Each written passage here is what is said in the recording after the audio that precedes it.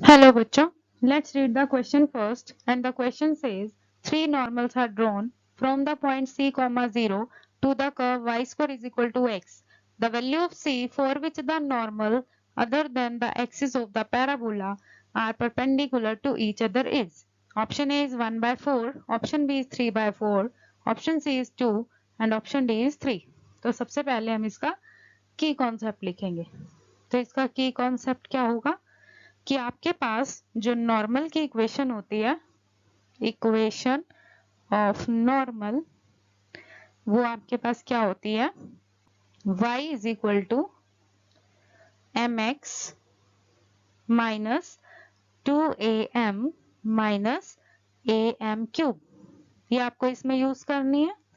And second, आपके पास जो parabola है वो आपका x एक्सिस के अलोंग है, तो ये आपका पैराबोला होगा.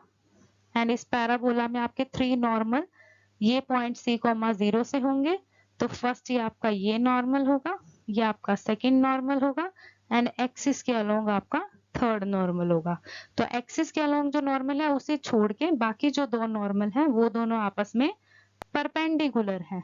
परपेंडिकुलरिटी की कंडीशन क्या होती है कि आपके पास एक का स्लोप और दूसरे का स्लोप m1 m2 हो तो दोनों का प्रोडक्ट -1 के इक्वल होता है. ये आपकी परपेंडिकुलरिटी की कंडीशन होती है. ओके, सो यहाँ से आपको c की वैल्यू फाइंड आउट करनी है. तो अब हम इसके सॉल्यूशन पे चलते हैं. तो इसका सॉल्यूशन क्या होगा, सबसे पहले आपको इसमें लिखनी है इक्वेशन ऑफ नॉर्मल. तो इक्वेशन ऑफ नॉर्मल क्या होती है आपके पास, equation of normal is y is equal to mx minus 2am minus am cube. अब आपको जो पैराबोला गिवन है वो y square is equal to x given है. हम इसे स्टैंडर्ड पैराबोला की इक्वेशन से कंपेयर करेंगे तो यहाँ से आपको a की वैल्यू मिल जाएगी 1/4. सो इस a की वैल्यू को हम पुट करवा सकते हैं अपनी नॉर्मल की इक्वेशन में. तो y is equal to mx minus 2 times 1/4 m minus 1/4 times m cube. तो आपके पास इक्वेशन क्या आ गई, y is equal to mx minus, ये आपका कैंसिल हो जाएगा, 1/2m बनेगा माइनस 1/4 m क्यूब हो जाएगा. ओके, सो अब ये वाला ये जो नॉर्मल की इक्वेशन आई है, ये नॉर्मल आपका किससे पास करता है, पासेस थ्रू c, 0, राइट. तो ये c, 0 से पास करता है, इसका मतलब ये इसे सेटिस्फाई करेगा. तो आप y के प्लेस पे 0 पुट करवाएंगे एंड x के प्लेस पे c पुट करवाएंगे. तो mc minus 1/2 m minus 1/4 m cube बन जाएगा, राइट. अब हम इन तीनों में से m को कॉमन ले सकते हैं. सो आपके पास बन जाएगा, m कॉमन लेंगे सो बन जाएगा c minus 1/2 minus 1/4 m square is equal to 0, right. अब आपके पास या तो m इज इक्वल टू 0 बनेगा और c minus 1/2 minus 1/4 m square is equal to 0 होगा. स्लोप आपका 0 कब होता है, स्लोप का मीन्स होता है tan थीटा इक्वल टू 0. तो ये आपका tan थीटा 0 कब होता है, जब आपका थीटा 0 डिग्री होता है. बट थीटा तो आपका 90 डिग्री है, ये आपको क्वेश्चन में गिवन है.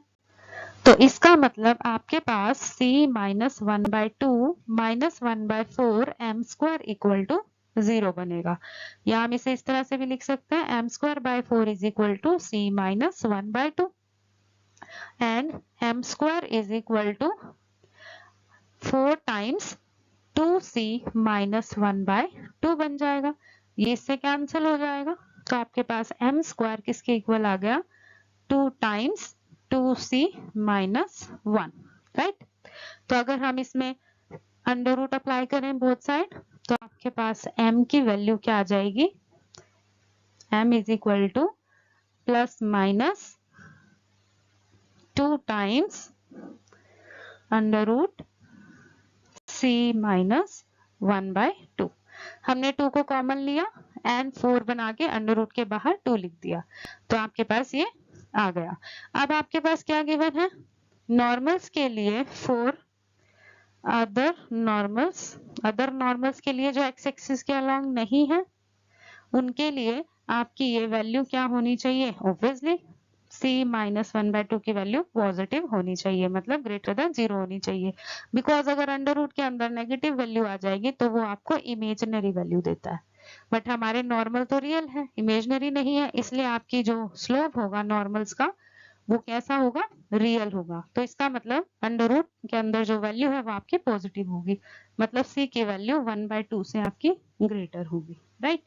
बट नॉर्मल जो है वो हमारे परपेंडिकुलर है, नॉर्मल्स आर परपेंडिकुलर। सो अगर ये परपेंडिकुलर है तो आपके पास इनके स्लोप्स का जो प्रोडक्ट होगा, एक स्लोप आपका पॉजिटिव आ रहा है यहाँ से एंड दूसरा आपका नेगेटिव आएगा। सो आपके पास बनेगा 2 times under root c minus 1/2 into minus 2 times under root c minus 1/2, दोनों का प्रोडक्ट किसके इक्वल होगा, -1 के इक्वल होगा। फर्दर हम इसे सॉल्व करेंगे, माइनस से माइनस आपका कैंसिल हो जाएगा, तो फर्दर इसे करेंगे तो ये आपका क्या रहेगा, 2 times under root c minus 1/2 into 2 times under root c minus 1/2 is equal to 1। तो ये बन जाएगा 4 times c minus 1/2 is equal to 1, c minus 1/2 is equal to 1/4, c is equal to 1/4 plus 1/2। तो आप इसका एलसीएम ले लेंगे, LCM आपका 4 आएगा, तो 1 प्लस 2 मतलब c की वैल्यू आपकी आ जाएगी 3/4। परपेंडिकुलरिटी की कंडीशन अप्लाई करके हमने यहाँ पर c की वैल्यू 3/4 फाइंड आउट कर ली है, राइट। सो ये आपका ऑप्शन नंबर बी बनेगा, यही आपका फाइनल आंसर होगा। So option number B is the correct option. I hope you understood well. Best of luck. Thank you.